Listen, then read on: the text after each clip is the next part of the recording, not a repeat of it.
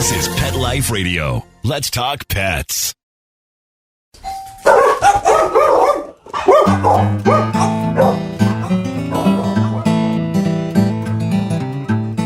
Hey, dog lovers. This is Have Dog Will Travel. I'm Josh Henry. And I am Kristi Henry. Yes, you heard that right. I am now Kristi Henry. Yep. How did that happen? I locked that thing down. That's right.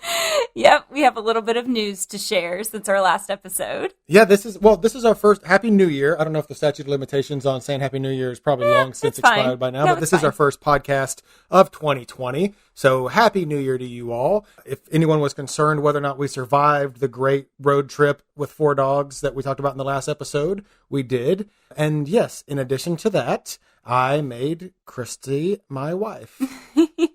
So, needless to say, we've been busy, yeah, but we're back. Been a lot going on. We've got a very exciting episode lined up for you. Probably the most common question that we get since we started the podcast is, what if I want to fly with my dog? And it's not a very easily answered question, but we have Tom Tilson, who is a former pilot and currently works for the FAA, who's going to be joining us via Skype, and he's going to talk to us about traveling with your dog. He's traveled extensively with his dogs, and of course, between his many, many years in the airline industry, knows quite a bit about the subject. So, that being said, let's see if we can get him on the line, and we'll get going. And okay, we are here with Tom Tilson. How you doing tonight, Tom? Hey, guys. I am excellent. Wonderful. I just got through chasing my dog around the neighborhood because she got out the front door. Oh, no. Good timing on that. I'm all out of breath from chasing my 6-month-old Kenne Corso, Bella Luna. She ran across the street into the neighbor's yard. There's a Great Dane puppy across the street that she's in love with, so they were out there. So I was running around in my stocking feet in the neighborhood about 5 minutes ago. So good timing on the call. She just wanted a play date. She did. Yeah. Well, at least you sounds like you're having weather where you can do that. If Stella ran out here, I would just have to wait for her to come back because it's rainy and muddy and terrible here right now. Oddly enough, I'm in Oklahoma City, and I've only been here for 2.5 years, and I'm a Pacific Northwesterner from Seattle. I'm an Alaskan, really, and never lived in the Midwest before. But we have had an amazingly nice winter here, believe it or not. We've been watching all of the 100-year storms blow by us and hit everybody else. So, yeah, it was kind of weather today where I could run around outside in my stocking feet. So, sounds lovely. Yeah.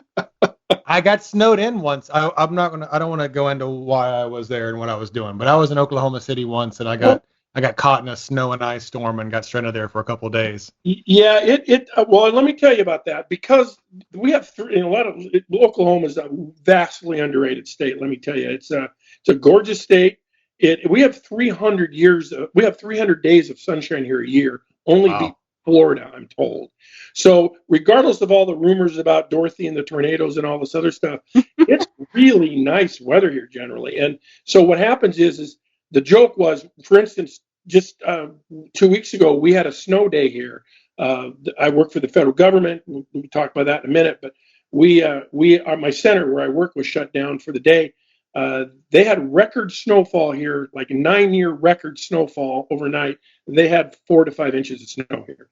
And that shut the city down for 3 days. And the joke, my secretary at work told me, she goes, well, that's because they never know if the snowplow is going to start or not.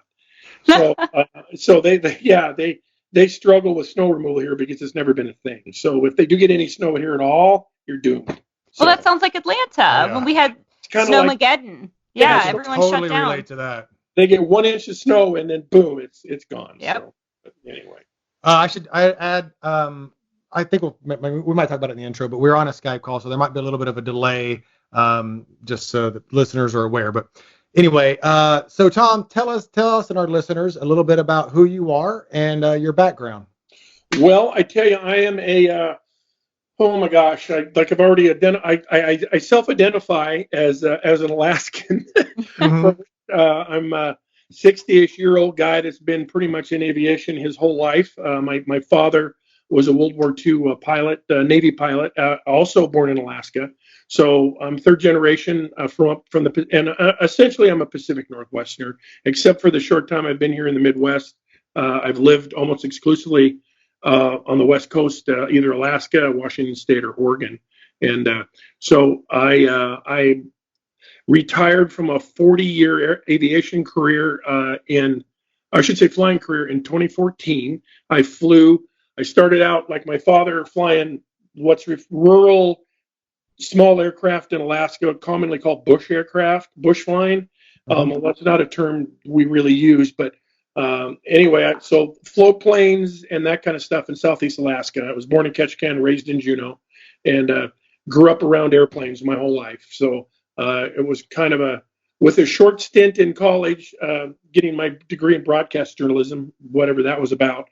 I've been essentially a pilot since I was about 14 years old. So I flew for domestically, mostly some international flying in Alaska as a bush pilot. And then in the 80s, I transitioned over to the airlines. I got a job with a regional carrier out of Seattle, Washington called Horizon Airlines. Some of you guys might know that. Mm-hmm. And then from there, transitioned up into a larger Seattle-based carrier. And I did that pretty much, became a manager pilot and did that pretty much until 2014 when the Federal Aviation Administration approached me to do some specialized prototyping conceptual work in Alaska. So I took that as an opportunity to retire, go up and see my mom, who was still in Juneau and alive at the time. And then, so I retired early in 2014 and started what will probably be about a 10 or 12-year federal career with the Federal Aviation Administration as an aviation safety inspector. Okay. So I'm a guy that I was a field guy for a while, kind of walking around with a badge, making sure everyone was doing their thing. And then about 2 years ago, the FAA maintains a training academy here in Oklahoma City. And they approached me to come down here to Oklahoma City and actually teach new hire aviation safety inspectors how to be aviation safety inspectors. So that's what I'm doing in Oklahoma City now. I'll be here for probably about 5 more years until I retire. Wow. So a whole lot of experience in the airline industry. I'm a massive dog guy. That was the next question. And that's why you're our guy for this episode. That's what we're Let's having. Be honest. Yes. Yeah, flying and dogs. That's my thing. So I've been an active dog enthusiast for 30 some years, and almost exclusively hounds, specifically the red bone coonhound kind, where the red fern grows and all that. So one of my 2 boys, Kingsley, was the active flyer in the group. I had Pilot. Oddly enough, I had a red bone coonhound named Pilot, and then I had another dog named Kingsley. Kingsley did a lot of airline flying, so I'm pretty familiar from a consumer side of this, how the moving the dog by air thing works, and then of course as a professional industry guy, I had a lot of experience on dealing with hauling dogs on our airlines and the various carriers that I worked for. So that's kind of, I think, why I'm here, actually. Yeah, that's awesome. And I have to say that's the number one question we get, and we've been trying to find the perfect person, and you are that perfect person. Because we get the same question over and over. When are you guys going to talk about flying with your dog? Because we need to know how to do this. And to be fair, it's a complex topic, and one that has been in the news a lot in the last 5 years. So it's good to know. But you know what? The wonderful thing about it is while I was kind of prepping for the podcast here tonight, I've been going through some websites and stuff, and there's some folks out there that just genuinely give the advice of don't fly your dog, and I don't agree with that. My boys were 100-pound hounds, and I got those guys on and off airlines just fine. I think Kingsley probably was in the belly of a jetliner 5 or 6 times, and he was 15, 16 years old. I flew him here, actually, to Oklahoma City from Seattle just a year and a half before he passed away. He was an elderly 15-year-old redbone. And he did great, So it's like anything in life. It's the amount of preparation that you put into it. Mm-hmm. And it would be crazy for anybody anywhere to take their fur family member, and then just put them in a suitcase and send them off on some mode of transportation you didn't know anything about. So you wouldn't do that normally. Why would you do that? Because it's an airline, right? Absolutely. I mean, that's part of the reason one of the things we do, and part of why we do this podcast in the first place, but, especially a couple episodes have focused on traveling with your dog in the car, because there's just so many things that, even with something that seems as obvious as that people just don't think about, or that maybe just hadn't occurred to them. So we like to give that insight. I had to bring, when I moved from Alaska here in 2000, from Alaska, I moved to Oklahoma City out of Juneau. So I had my F-150 pickup truck and a trailer,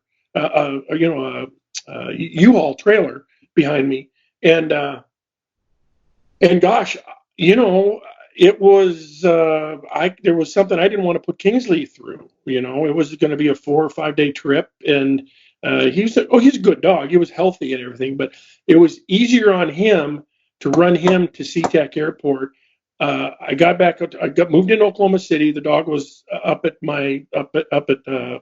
basically my ex was watching him for me in Seattle, and I just flew home to Seattle, grabbed him. We flew back together. So his exposure was about 3 hours, and then he was done, versus the 5-day, 4-day long road trip where he would have to be in and out of the truck and all this other stuff. So I maintain there's absolutely no reason not. Well, there's lots of reasons not to fly your dog. We'll talk about some of those. But generally, no reason that you shouldn't be able to fly your dog if the conditions are right. Mm-hmm. Right. Yeah. Well, and one of the things, and I'll let you cover this, but I think one of the things that is often kind of intimidating for people is that every airline has different rules. Yes. And it's hard for people, I think, to know, okay, where do I go to find that information? And very few people fly the same. Some people try with frequent flyer miles and all that, but especially if you're budget flying, you fly one airline and then another and then another. Right. Well, so the overriding big loud ringing bell that you don't hear ringing right now is that thing called common sense. And so it's like anything you're going to do. If you're going to move your dog and you've made the decision that you're going to do it by air, you have to do the research. And it's I'll tell you right now, everyone asks me, well, would I fly my dog? Okay, I'm thinking about, I got a really good deal on X budget airline. Right. Okay. Right. But I would like to take I want to take the dog with me. It's, we're going to be gone for a month, Christmas holiday. We're going to fly to New York out of, San Jose. And we got a great deal on X airline. It's a, nice airline, I guess, a budget airline. But what would you do? Have you heard anything, in your capacity, either in industry or in government? Have you heard of anything bad about airline X? Is some reason I shouldn't? Well, to fly my dog. And it's like, really? You're asking me that question? I said, first off, do your research, get online. Some airlines don't handle dogs even. At all. So they've chosen to stay away from the potential liability that hauling livestock, if you will, and dogs are livestock in some ways. They just don't go near it. So I'll tell you right now, the big guys will all haul dogs. Okay. So every major carrier. United, yeah, we're talking the United, the Americans, the Alaskas. Those guys will haul dogs. However, here's another thing to think about. In the summer, quite a few of the airlines will not haul dogs during certain parts of the summer to certain locations. Sure. Phoenix is one of those that's under one of those kind of almost universally, because common sense says when it's 120 degrees on the tarmac and there is a 1 hour delay on a flight, and the baggage carts are sitting out in the sun, and your dog happens to be in a kennel at 120 degrees in the baggage cart, and somebody forgets the dog is on the baggage cart, you're going to lose the dog. And so the airlines have had enough of these incidents that they've set some firewalls up. Alaska, for instance, it doesn't fly animals in the winters to certain of their northern Alaskan locations for exactly the same reason, because of the low temperatures. So So all of these are just kinds of considerations. I've gone back through in the last week and looked at all of the major airlines. They all have pet policies, okay? And you can find them on the websites. And just there's no magic button to this thing. Start there. If you've got a trip on United Airlines and you're going to be going X to Y, I guarantee United hauls dogs, but like all of the airlines, United has some very specific rules about when, where, and how. And so start with the airline website and then go from there. Well, and to jump in real quick, I think a lot of people even have the misunderstanding that if you're flying with your dog, you could maybe just, get an extra seat or something, and your dog gets to fly with you or something. I don't think most people realize that your dog, if they're flying with you, they're in a kennel in the cargo hold of the airplane. Well, in some cases, not all cases. Yeah, most cases. In some cases, many of the airlines will allow a certain number of animals in the cabin.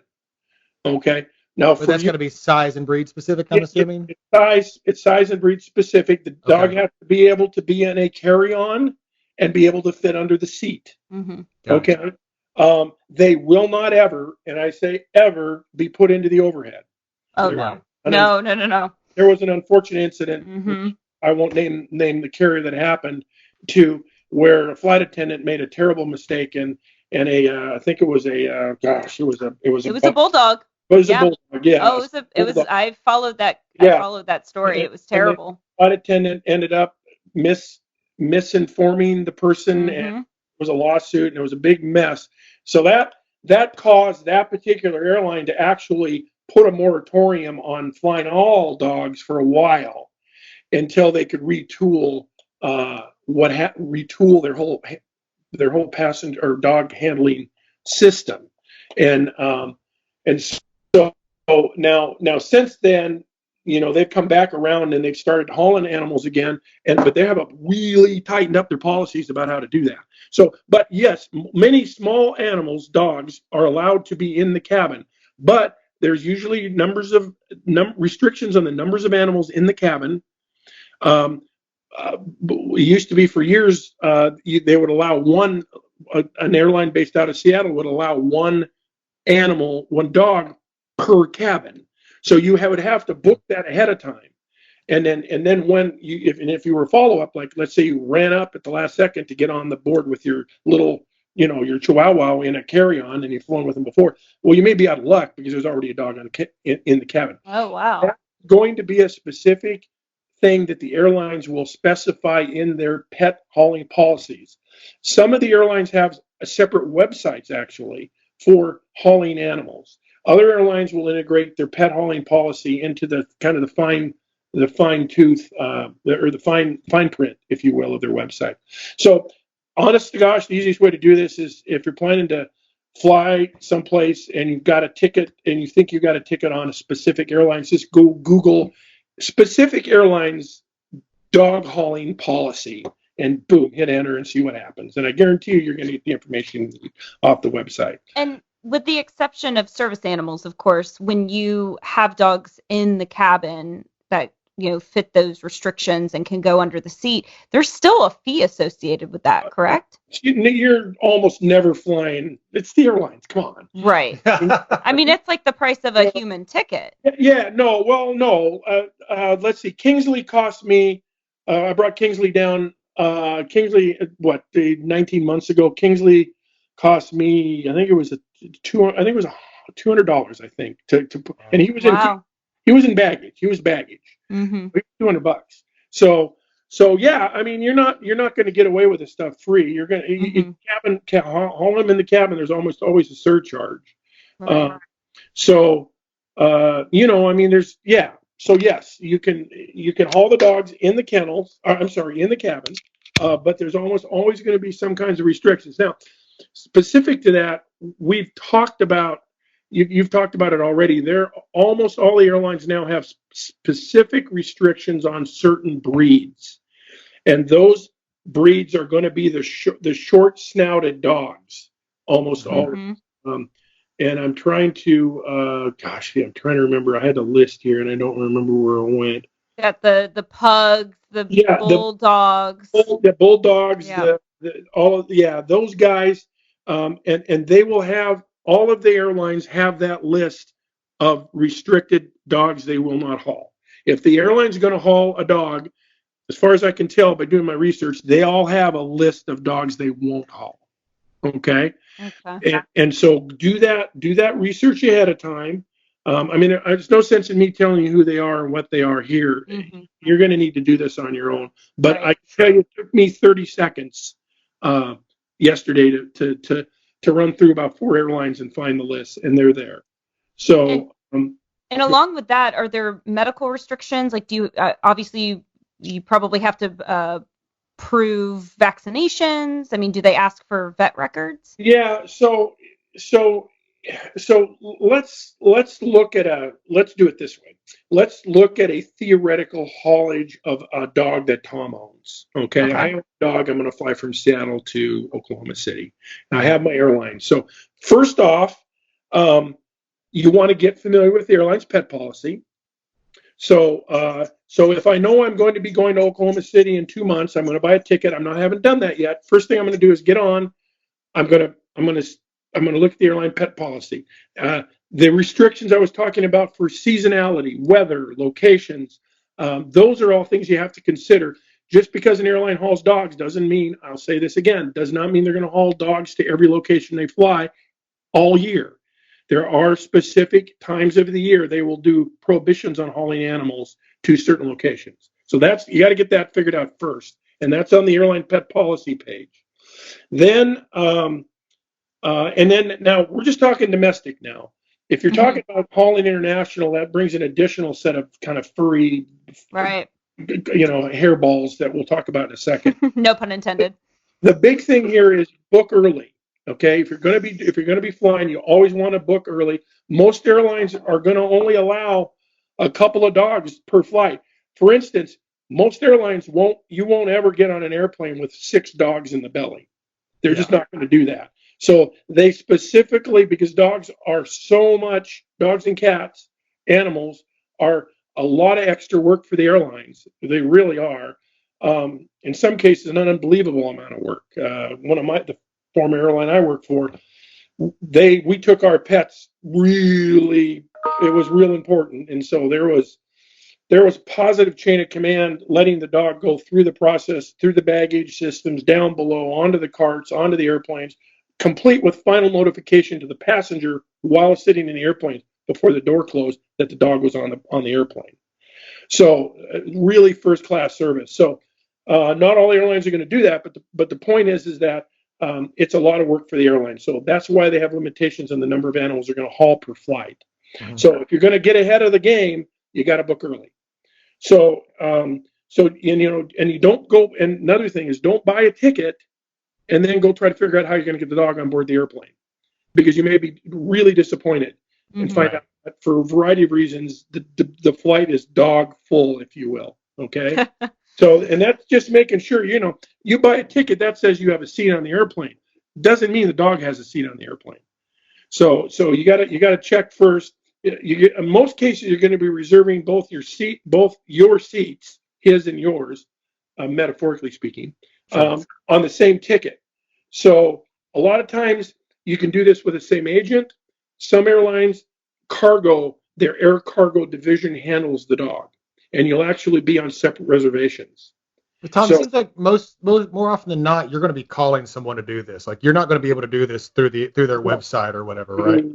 Almost, I can't. Yeah, no. You're going to end up making a phone call. Okay, so, good to know. So just as a general rule, be prepared. You're going to need to call that airline and know how many dogs they have on board. Right. And you may be doing that through the standard reservation line. You may be doing that through a specific pet phone number, or you may be calling their air cargo division and handling it that way. So it just depends on the airline. So So next thing, here's another piece of advice. From a scheduling standpoint, I'm going Oklahoma City. I'm going to Seattle, Oklahoma City, and that is a one-stop direct flight. Okay, if possible, book direct. Yeah. Okay. Try to avoid multiple stops. travel during the weekday, not the weekends, if you possibly can.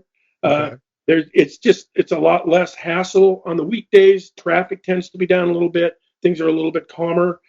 Holiday travel with a dog, I'm going to tell you right now, it can be done, but it's going to obviously, the entire system is stressed, Sure. usually. So, why in good conscience, unless you absolutely have to, why would you want to throw your dog in the middle of the Christmas rush in a crate? Right. Right. And so and all of these things are just little nuggets of advice. Everything I'm saying can be worked around, but again, it depends on how much work you want to put into it and how much information you want to get ahead of time. So morning flights are better if you can. Direct morning flights gives you the best opportunity if there's an equipment failure on the aircraft side. The best chance of swapping over to another airplane. All the freight gets moved, all the baggage gets moved in one shot, rather than like a late evening flight. The plane breaks. Now what? Well, you got a dog somewhere in the system. Is the dog spending the night? Where? Those kinds of things. So morning flights are better. Evening flights are better in the summer. Because it's cooler. Yeah, I can see that. Yeah. So if you have control over the buying of the ticket and there's room on the flight, leaving out of someplace in the summer, Seattle, when it's been 80 in the 80s, it's going to be nicer at 5 o'clock in the evening on a flight going to Oklahoma City and get in the evening on the dog. So the next thing is, you asked about the vet. So you are going to need to get a health certificate to fly the animal. That's just mandatory. And that's going to be pretty standard with any airline, I assume. It is, and almost all vets handle it very cleanly. You just call the vet up and say, "Hey, we're traveling. I need a health certificate." They'll know right away what to do. Most health certificates are good for. It varies by the day. The airlines will have some specific rules. Some say 30 days. Others say 10 days. As a general rule, I would say you want to get the dog to the vet for the health certificate within 10 days of your scheduled departure. Oh, that's good to know. Good to know. Okay. So, but again, look on the website for the specific time requirements. But they're going to need a health certificate. Now, if you're going international, it gets more complicated. Depending on where you're going, there's going to be potential quarantines. Hawaii has had in years past. I didn't research this as an update, but Hawaii had dog quarantine rules for quite a long time, years ago. I don't know if those are still in place, but I know if you're going to a foreign country, they're going to have specific quarantine requirements for the dog. So, and you can usually find that out. The internet, almost all the big international airlines that fly out of the U.S. have information on international haulage of pets. So, and you just need to do that. You just need to do that research ahead of time. Just don't expect you're going to be buying a ticket to London and take Fido with you. Tom, can we, before you move on, I kind of got stuck on something you said, and I want to go back for a minute. So you mentioned if there are delays, and obviously we can kind of help mitigate those possible delays and issues by flying at, certain times of the day and not during the holidays and whatnot. But let's say there is a delay, or let's say there's a mechanical issue. Is there someone designated to handle the animals, or is it just the air cargo division, or how does that, is it airline specific? Because if I'm sitting on a plane, or if let's say they deplane everyone and we're back sitting at the gate and we're waiting for, a new plane to come in, how do I know my dog is safe? Is there someone I can contact? Will I receive updates? Just, can you walk us through that? Well, so again, yes to everything you just said, but not necessarily universally yes. Okay. So again, it's going to depend on the airline and how they handle, and how they've chosen to handle animals, I guess. Okay. Basically, I just don't want to say dogs because there's, believe it or not, hauling rabbits is a big thing on the airlines. Whoa. Yeah. Well, and we just found out today that apparently it's all in the news that many horses are now the thing to take on the plane. And horses represent a big chunk of revenue to the air cargo industry. Wow. Yeah, yeah. They have specific airliners and specific horse carriers built like a cargo container for a horse. Wow. No, but I'm talking apparently mini Oh, yeah, it was horses a as like service animals or emotional Yeah, support animals are now in the news for. We're dealing with that one though. Yeah, we saw the article. Someone just sent it to us today. We being the FAA has just put out policy on that. That's the airlines have kind of been waiting on. They've got to get the service animal. I'm doing air quotes here. Or service animal under control. And yeah. So, I agree. I think it's a little out of control right now. So the days of you having to sit next to the horse are kind of pretty. I mean, hey, I wouldn't mind because he was really cute and he was wearing an outfit and he looked like a nice horse. I mean, I personally wouldn't mind it, but I know some people would. I have friends, because I'm from the industry and I could tell you some stories that would just. Oh, I'm sure. Oh, man. So because you let one on, you got to let them all on, right? Right. Slippery slope. I've looked down an aisle and seen 5 or 6 happy dogs on the airplane, wow. It's really, it's crazy. So it's only a matter of time then before it's, what do you mean my emotional support alligator can't come on the plane? Yeah. I mean, you guys have everyone's seen this stuff on the news, but it has reached a limit now, and there's health and safety concerns, and there's the concerns of, how do you get all of these things off the airplane? How do you get people off the airplane when you have animals? How do you get them to the emergency exits and all that stuff? They're all valid safety concerns. It's not just the health issues. So, all right. So the answer to your question, how do the individual airlines handle delays? It's going to vary. Airline I work for, they have a very specific set of the way they identify the dogs. Very much are tied to the reservation of the person. So if there's a significant delay going on, then the airline operations people are aware of the fact that we've got some animals we're having to deal with. So it's equipment, then it's the people on the airplane, and then it's the animal life that's in the cargo hold, in that order. So they have specific people. They alert the ramp crews to the fact that we've got 2 dogs on the plane. We need to get those guys off onto a car and set aside specifically to stand by. And so they'll send somebody out there with the baggage to specifically get the animals and get those guys under positive control. Other airlines don't do that. They just literally handle the dog crate like it's a piece of baggage. And that's not to say that's necessarily bad. It's just that's how they've chosen to do it. And you're not going to have. You can ask the questions when you make the reservation. The odds are, if you're talking to a general reservation agent that is handling the dog's reservation like a human reservation, they may or may not know exactly what happens once you get down to the baggage level, baggage cart level of the operation. Other airlines, the ones that have cargo services that handle their animals, a lot of times those guys will have a lot more information because they handle cargo. That's what they do. They handle a lot of animal life as cargo. So they may have more information. So I don't mean to kind of dish the question. It's just going to vary by the airline. No, and that's fine. I just worry about, and I think everybody would worry about, if there were delays, if nobody's handling that animal, what happens when they have to go to the bathroom? Let's say it's a long delay. So that's another thing we need to talk about is preparation for the trip. Most of the airlines are cognizant of the fact that an animal can't be left in a crate for 24 hours. So that's why there's requirements for specific crate sizes, specific accoutrements that go with the crate, such as a water dish, and that kind of thing. The water dish has to be attached to the door. Food and water dish have to be attached to the door. That way I can come along as a baggage guy and I can pour water into the water dish for the dog. Water. Dog can go for days without food, but they suffer without water. So all of the airlines have, under a lot of years of experience, the airlines are more worried about water, handling water, getting water to the animals than they are about food. Sure. Well, and that's good to hear. That makes me feel better.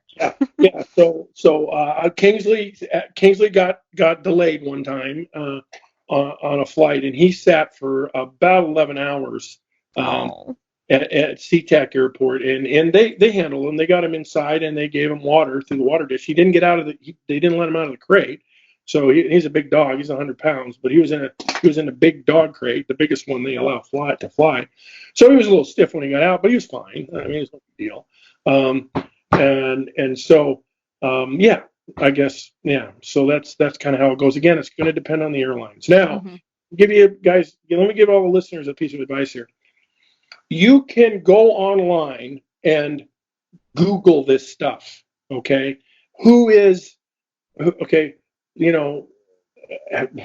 which airlines kill more dogs.com, that kind of thing. Oh gosh. You can Google who has the best reputations. You can Google the advice stuff. There's lots of stuff online about this topic. So however, once you do that, understand you're online, and it's the same rules apply. Fake news and everything else that apply to dogs being hauled on airlines. There's a lot of really bad advice online about hauling dogs on airlines. A lot of bad, people focusing on the incidents that have happened over the last few years that make the news. The reality is, I looked this statistic up today. It's something like 0.5%. I'd say it's 0.5 fatalities for every 10,000 dogs hauled. Wow. And now you're talking across the entire airline industry. I mean, it was something like in 2016, we lost 26 animals across the entire system. And that was with thousands and thousands and thousands of dogs hauled. So statistically, it's a really safe way to ship an animal. Good. I mean, like air travel in general, the safest way to travel, but if a plane crashes, it makes all the news. Well, and it's the same thing. Poor dog gets stuffed into the overhead by some idiot flight attendant, and it's all over the news, and that's what people remember. But I would not hesitate at all. Again, I do fly my dogs when it makes sense.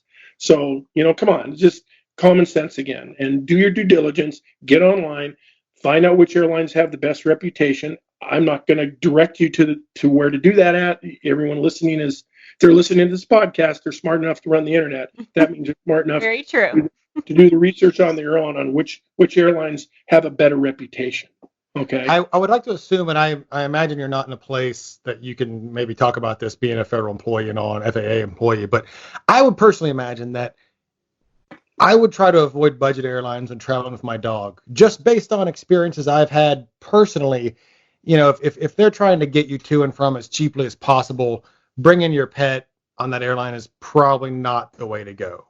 Right. Well, yeah, and I'm not beating up on budget airlines. It all has to do with the amount of staff. I mean, my former carrier, they expend the resources necessary to do this extra stuff. And they see hauling dogs as a revenue source. Mm-hmm. So they're competing on kind of well, I'll give you a perfect example. Just announced the other day, Delta. I'll just say it because this is a news release. Not my opinion. I'm giving you news. Delta announced. It's called. Actually, I sent you guys a picture of the thing. The crate, yeah. We saw that. That is their premium dog. They've rolled out this premium dog hauling service that's based on a specially designed $850 dog crate that it's insulated. It's Care Pod. Sorry, I just found the photo. The Care Pod, the Delta Care Pod, and with the Care Pod comes this like executive service for the dog. So that's an example of the airlines using their marketing brains and taking something that's happening anyway and giving them an ability to make a better revenue source out of it. So now you have options. You can do that if you want, or if you don't want to expend the money. Delta's standard animal haulage stuff's pretty good. It's good I mean, stuff. this looks pretty, Delta's smart, I have to say. This looks pretty cool, and people will buy this. I know. I mean, people care so much about their animals. It has a hydration station built in. We're looking at the picture right now. It's got GPS tracking. I mean, it gives people peace of mind. But wait, the question I have here though is, for that money, is that to rent this thing or is that to own this thing? I think you own it. I think you own it. I think you better for that much. Maybe not. I don't know. Maybe that's the price of the haulage. I mean, that would be more than a ticket, first class ticket, probably most places.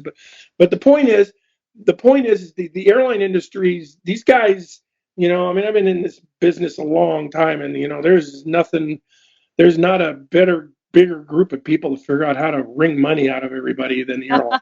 That's true. So what's going to happen now is that now that Delta's done it, American's going to do it, and now that Americans do it, and on and on and on down. So now these guys are all going to start competing for these dog dollars, and it's only good for us because it's going to make the whole thing better. They're going to compete for the better experience for the customer.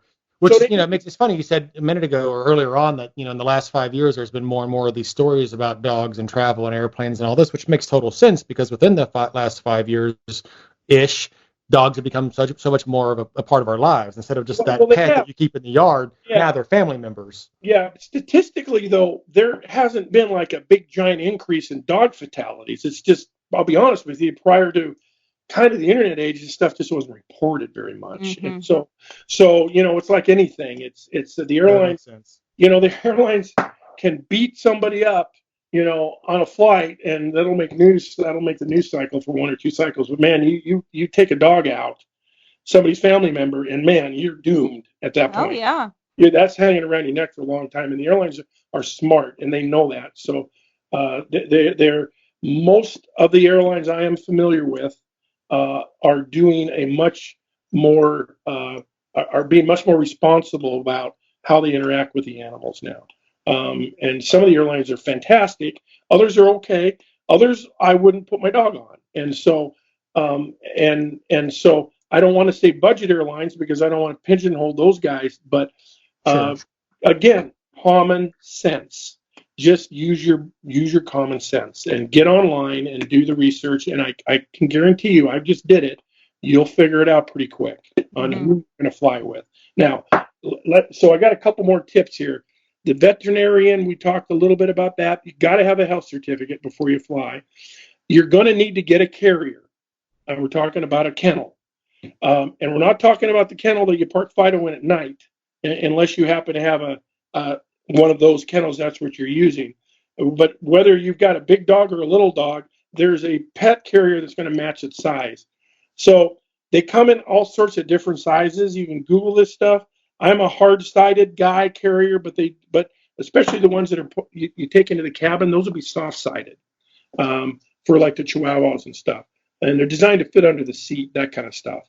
And so the rest of this dog size thing, here's where we come into issues with crates, with kennels. They have to be big enough for the dog. So here's what happens. Especially with the folks that have bigger dogs, you don't, it's like, well, I don't know, just a giant crate. And does he really need to be in a giant crate? He can get in that like large crate pretty good. He fits in there. It's only going to be in there for 3 hours. Well, the reality is some of the airlines they'll check. Most of the airlines will check the dog when he comes to the airport. So dogs almost universally have to be big enough for the dog to stand in, turn around, and lie down comfortably. And that's kind of the golden rule.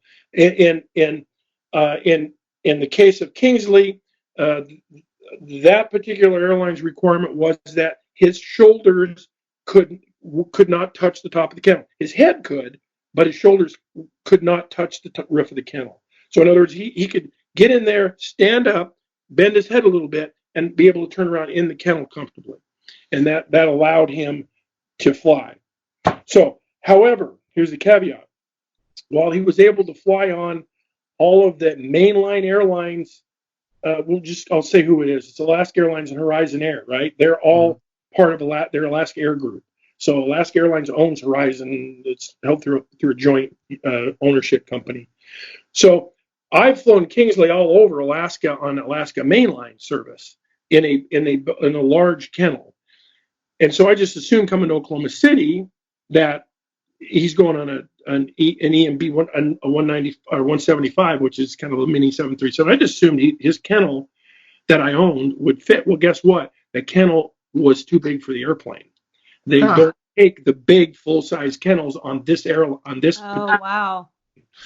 So I had to, and he had a little extra room on this big kennel. So last minute, I had to go purchase one size down, get Kingsley into this kennel, take him to the airport before I did the flight to have them inspect Kingsley and the kennel and make sure they would sign off on him going into this slightly smaller kennel. And they did. He barely met the minimum. It's kind of like getting on Splash Mountain at Disneyland. He just came fine, but they let him go. But that is a consideration. Not all of the airlines are going to take the full giant size kennel, which may be a requirement of your dog. In other words, if you're flying a Great Pyrenees or a Dane,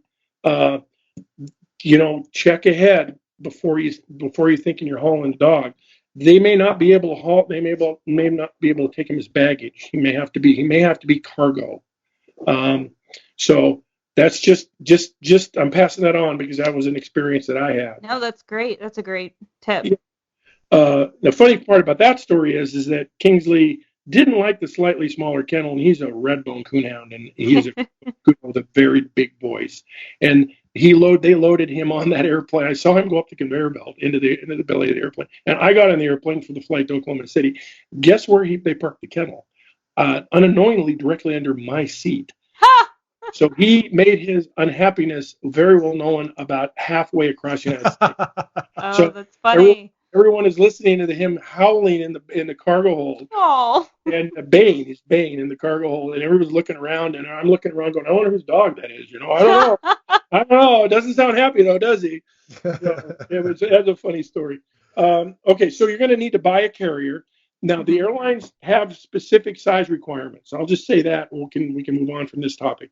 Specific size requirements are going to be listed on the websites. And some of them are labeled like A, B, C, D kennels, that kind of stuff. Other ones have dimensional requirements that usually will match up. Like a D kennel is some certain inches high, long, and wide. Or they may not list the letter. They may just list the dimensions. Those dimensions will almost always universally fit a kennel that you can buy like from Amazon or Petco, that kind of stuff. What else? IDs, that's another one. So you got to label the kennel, okay? You got to put your dog's information on. What I suggest everyone do is they get a glassine envelope, and they put a copy of the health certificate, all of this locational information, all your information, home address, phone numbers, anybody you can reach. If there's an emergency or if he gets lost during the trip, you also want to travel with a photograph of the dog. And here's why I say that. There have been instances when dogs have gotten out of kennels at airports and then decided that they really liked where they were, and then they left the airport boundaries. So they're out running around the neighborhood around the airport, and that's when having a photograph of the dog comes in really handy. Oh, sure. Let's see what else. Okay. Now, last thing is, not last thing, but dogs in kennels. If the dog has never been in a kennel, the first thing you want to do is not shove the dog in the kennel an hour before you're supposed to show up at the airport with the dog. So you want to start conditioning them. Yeah, week out. Throw treats into the kennel, get the dog used to, leave the kennel door open, get the dog in and out of the kennel so he's used to being in and out of the kennel. Couple weeks prior to trip is what I would recommend you do.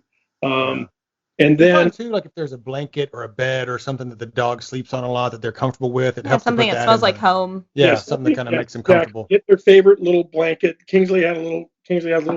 I call it his bite pillow. Kingsley had a bite pillow that always went with him. And then, and something absorbent pad kind of stuff in the bottom of the kennel. If he does have to pee, then that'll pick it up. And then the big thing is day of travel. You want them, you don't want the dog full of food. Okay. Yeah. Right. So you want to try to limit their food intake to the night prior. So, at some point the day prior, kind of cut him off. Make sure he has as much water as he needs, but he should have an empty dish well before he checks in. Okay, because what will happen is you just loaded the dog up for failure. Yeah. If there's any kind of a delay, what's he going to do? He's going to have to go in a crate, and then that just stresses the hell out of the dogs. Mm-hmm. So just think about that. Try to limit food intake to the night prior, and then just water during the morning, until you get to the airport. So speaking of, oh no, go ahead. Well, I was going to say water. He can have water right up to the time he departs for the flight. Oh, that's good. Good to know. Speaking of going to the bathroom, we did put out a link to an article. This was last year, just because we had so many questions. And I just want to verify that this is true, that federal regulation requires airports that service more than 10,000 passengers a year to establish at least one pet relief area inside each terminal. Yes. So is that true? Yes. Okay, awesome. So people can really prep ahead of time, like with limiting the food and water intake, but also being able to allow their while in the terminal. Yeah, while there, because let's say you get delayed. Let's say you're traveling with your dog in the little carrier. You have a small dog, obviously small bladder. So let's say you get delayed, your dog's right there with you. You can go to the pet relief area, and I've seen them. Like I was in Vegas last year and I saw it. It's really neat. Yeah. So you just have to be able to locate that in your terminal. Right, and they're usually on, usually on the websites, that kind of stuff. The airport websites. You can just Google like Atlanta pet relief areas. Mm-hmm. Like it has one, how Atlanta's designed. It's got two terminals at either end. So mm-hmm. It's got two of those at either end. Some of them actually are kind of creative. A lot of them get kind of fancy. A lot of them have like modern artwork in them, like dog artwork. Yeah, that's pretty neat. I've kind of gotten into a habit now, weirdly enough, that sometimes I'll go find the dog area just to see what kind of art. I did that too. Yeah, I think it's neat. It's kind of cool. So yeah, absolutely. And having talking about arriving at the airport, you always want to think early. Okay, don't rush like 20 minutes prior to boarding kind of stuff is not going to work. Okay, so you want to get there early. But a lot of airlines have restrictions on how early you can check the dog in for obvious reasons. They don't want to be babysitting the dog any longer than is necessary.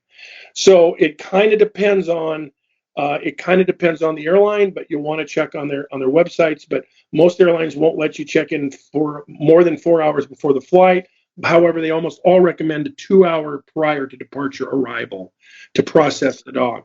Some airlines, depending on the terminals, they handle it differently. Some airlines, you have to go to air cargo to check the dog in. Some airlines, if you're checking in at the terminal, they'll check you in at a different part of the terminal than like the main counter.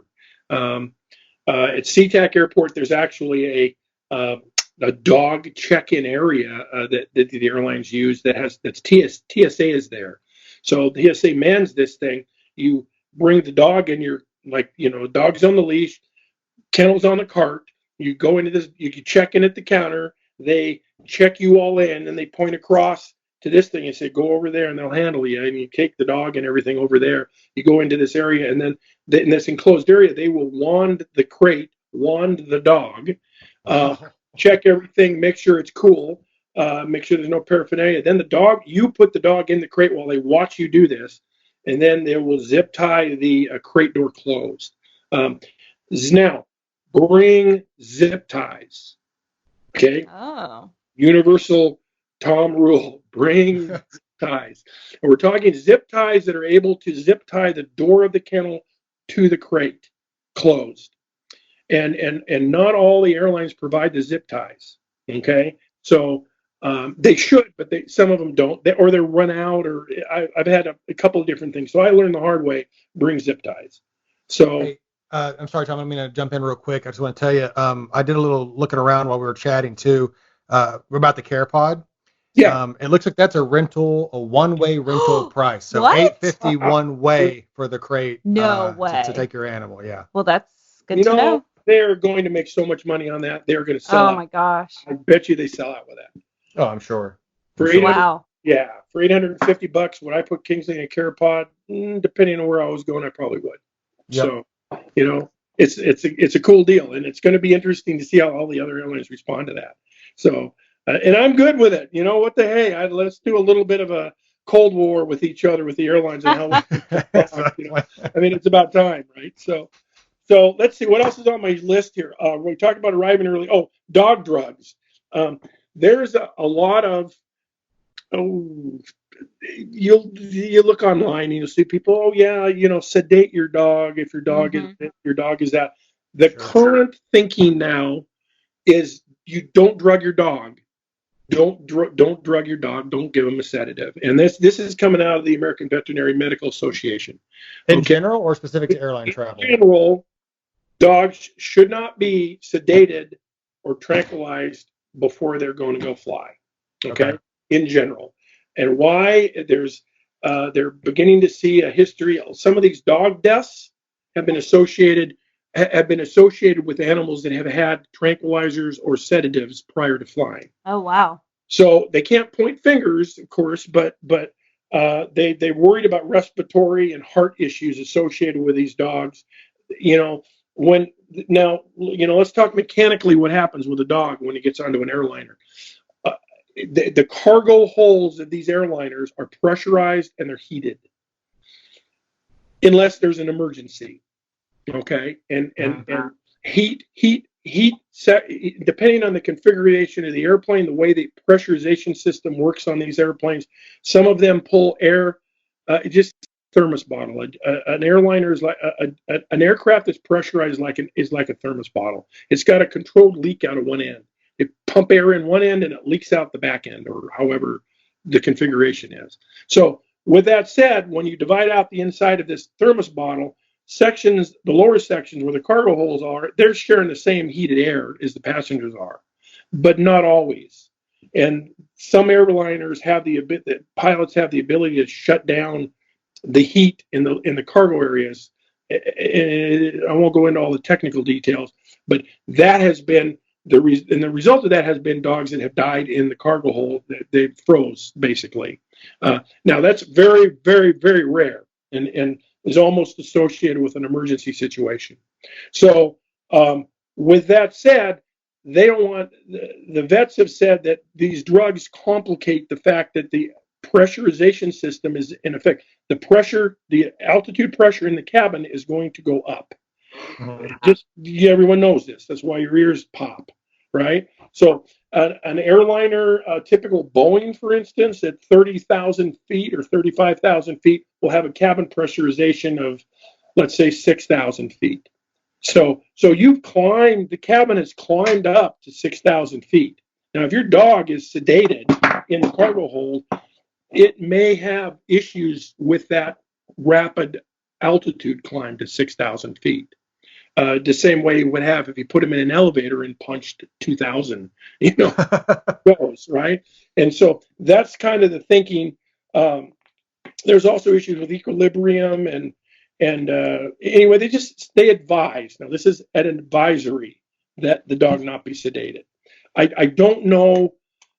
I don't think any of the airlines would say anything about if your dog is sedated, except with the exception that if the dog is sedated and is crapped out when he gets to the airport, that might be an issue. In other words, if you can't get the dog up to walk around because he's been drugged up, some of the airlines aren't going to take the dog. That's a good point. Got to be functionally alive, and bright and licky and all this other stuff. And if you've got your dog, I'm sorry, it seems like the potential for health risks outweigh the anxiety the dog would suffer from. Well, that's the general thinking now. Now, it wasn't always like that. I mean, I can remember not very long ago, you check the airline website and they say, well, if you have a dog that's, you might consider, sedation or something, or a tranquilizer. So, but that thinking has changed. So that's good to know. So just FYI, that's another reason to use common sense. If you have a dog that is so high strung that the puppy's a mess, are you going to really want to expose it to this thing that you're about to do? Well, and I would just advise to our listeners to, every dog's different, and your dog and your vet knows your dog. So I would advise them to, when you go and get that health certificate, have that conversation with the vet. Yeah, absolutely. Absolutely. So what else can we talk about here? I'm just running down my little notes that I made. Packing list, stuff, bring, you're going to be you're going to be doing flying, get a favorite toy or blanket for the crate. We talked about that. Food and water dishes are a requirement for most of the airlines. And most of the crates are designed you've seen them with the little plastic dishes that go in the wireframe doors. Yep. So those are requirements for most of that. Bring bottled water if you think you're going to be a delay or there's going to be a period of time prior to boarding the animal. Give him some water before you shove him in the crate and shove him down the baggage belt. Paper towels, pet wipes, spare collar with ID tag could be handy. Any special medication. Don't forget your dog's meds, for God's sakes. And don't forget your own meds either. Yeah. And this is just general travel stuff. I'm sure you guys have covered this stuff before. Yeah. Well, like we said in the last episode, I think it was, also do the research about where you're going and know where the local vet is or emergency vet or whatever, so that you know what situation you're taking your pet into. Yeah, exactly. Now, and when you get to your destination, what's going to happen? Where do you pick the dog up? A lot of times the airlines will have a specific door that they exit the dogs out of in their crates. It may not be. Most airlines, I've seen others that don't do this, will not shove the dog on the conveyor belt to go up to the carousel, right? They'll have a door behind the carousel that they open up. And most of the time it's the oversized baggage door, like skis, musical instruments and stuff will come out that door. Most of the time, that's where the dog's going to come out. But you want to check when you get to your arrival destination, you want to check with one of the arrival agents and say where in baggage claim where the animals come out at. And then when you get the animal there, for gosh sakes, take them out of the crate. Yeah. It's okay to take them out of the crate in the airport baggage area. That's what the leash is for, that you're carrying in your purse. So get the dog out, give him some water. Be prepared for some piddle, and then let him walk around a couple minutes, and then if you do need to put him back in the crate, put the crate onto a cart to get him to the parking garage, then that's fine too. But let the poor guy out of the crate as soon as you can. And none of the airports are going to bark at you for doing that. For letting the dog out in baggage. Just to let him run around. The idea is to let him go out. Let him get out of the crate and stretch the legs for a couple minutes. What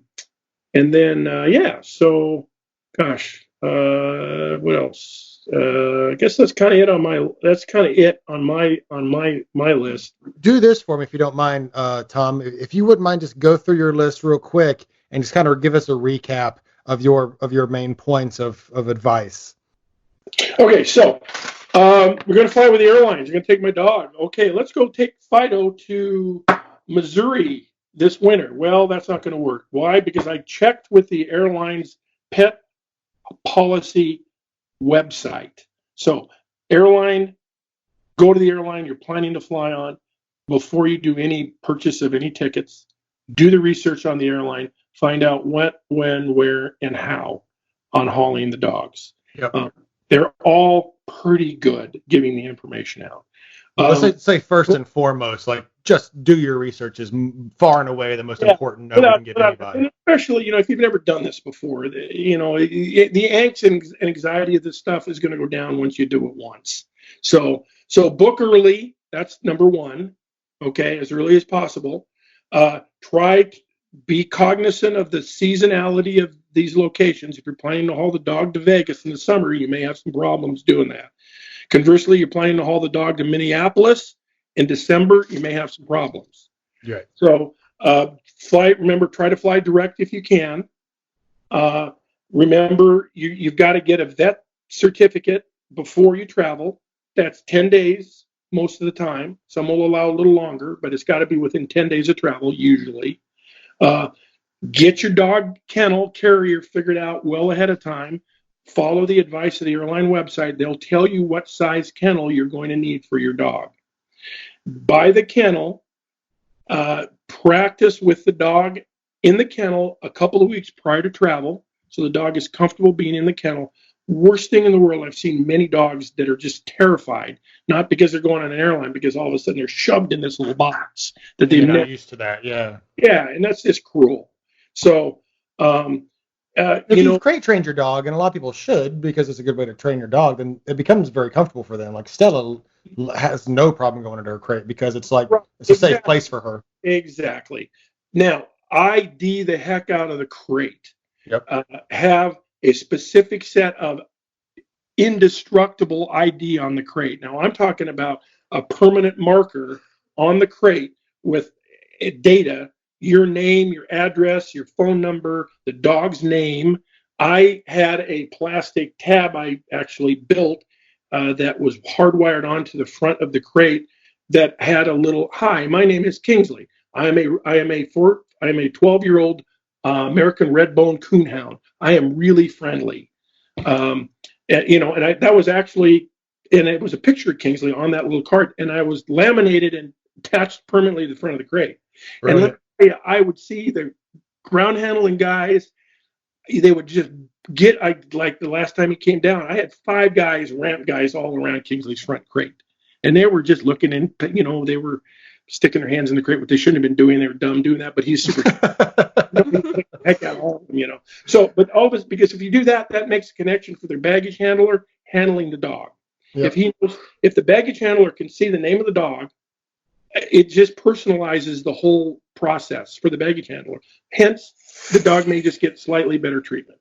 I know that sounds that's a trick though. So identify. No, but that's great. And I think from what I've seen too, if you know a dog's name, when you call a dog, if the dog even doesn't know you and you call it by name, it puts the dog a bit more at ease. Exactly. So ID the heck out of the crate. And then, okay, so we talked about that. Oh, big one here. Do not travel with your dog unless the dog is chipped. Yeah. Oh, that's sure. Good. Yeah. And the chip is updated. Yep. Current updated information like Avid or whoever you're doing your chip with, make sure the board chip is updated. Yeah, that's good just for any travel. We've talked about that too, just with, car travel. You never know what might happen. Right. Because many dogs have gotten out of the crates. By the way, the history of the why do we zip tie crates closed now is because of this. So they haven't invented a crate yet with the most fancy lock that won't pop open in Atlanta in the summer with a dog in it. And it's just weird. It's always in Atlanta. And the dog runs, and of course, the 42 square mile airport, the dog's having a heyday. So with the chip, at least when the dog gets picked up by locals, they'll know who you go to. So chip the dog. Don't feed the dog the day of. Try to finish him out the night before for food. Give him water up until the time you put the dog in the crate at the airline. Arrive early at the airport, 2 hours, I would recommend. Don't drug your dog unless there's some extenuating circumstances, and your vet's part of that discussion. And then when you finally get there, make sure you let the poor dog out of the crate. Don't give him another 3 hours in the crate because it's just more convenient. For sure. And then I guess that's all I got here. So that's a great list, Tom. That's great insight. Do you have, just personally speaking, a favorite airline that you travel with your dogs? I do.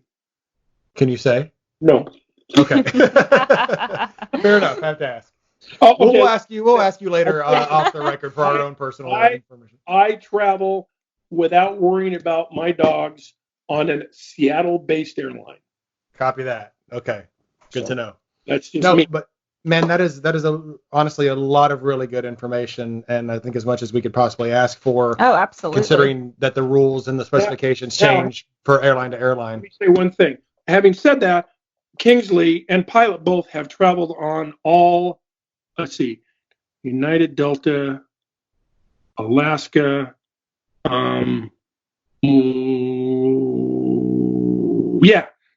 So the boys have been on all of the 4 big major guys, including Alaska. Alaska's not in that top 4. But so all of the big guys have always handled my dogs really well.